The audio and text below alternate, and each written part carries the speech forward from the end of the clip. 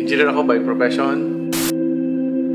Gumagawa ng mga plano, bahay, buildings, billboards, communication towers, nakukontrata, and gumagawa ng mga bahay pero walang sariling bahay. Dumating po ang point na napagod din ako sa kakatrabaho. Kahit ayaw ko ng networking, sinubukan kong gawin. Good morning! Welcome to our home. Resulta ng 10 years sa AIM Global. Naibigay ko yung gusto ng misis ko. Magkaroon ng sariling bahay.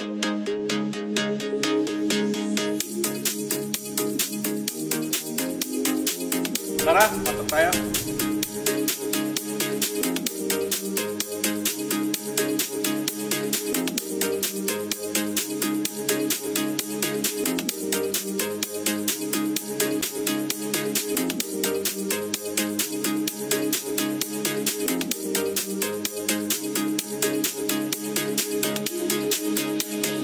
Tara, kasi tayo sa second floor.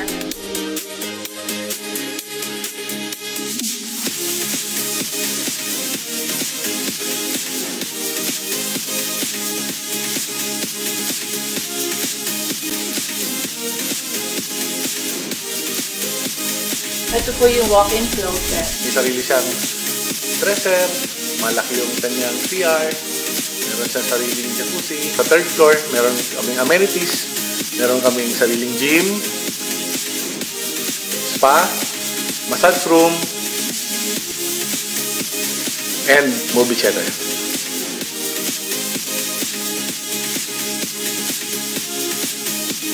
Sa fourth floor, meron kaming roof deck na nandun na rin yung bar and tambayan namin.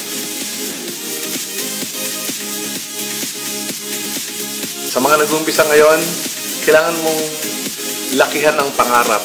Kung dating ang pangarap mo is maliit lang na bahay, lakihan mo na. Para pag binigay sa'yo, yung gustong-gusto mo na. Tip ko sa mga asawa, very supportive ka sa asawa mo.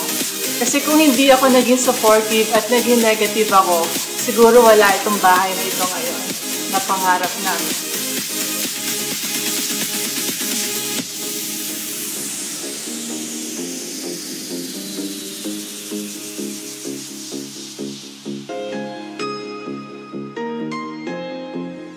After 1 year and 2 months, nagkaroon ako ng kotse.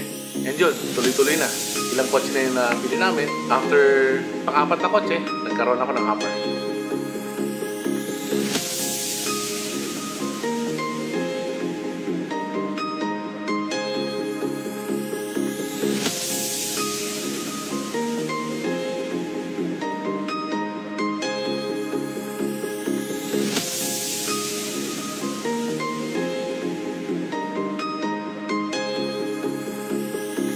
After ng bahay, siyempre tapos na.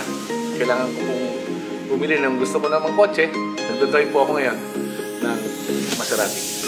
Pwede mong isabay sa Ferrari at Lamborghini. Konti pa lang po ang meron sa Pilipinas.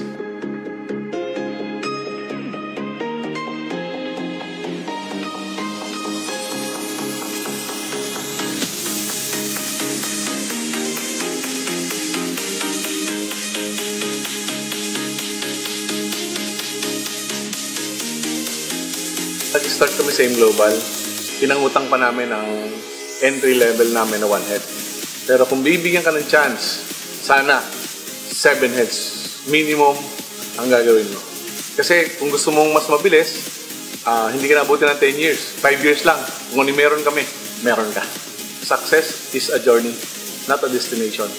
Pag nandun ka na sa success, nandun ka na sa gusto mong mangyari, nakuha mo na yung mga pangarap mo. Grabe guys. Ibang klase. Sasabihin mo, buti na lang, tinuloy-tuloy ko ang gawin ng AIM Global.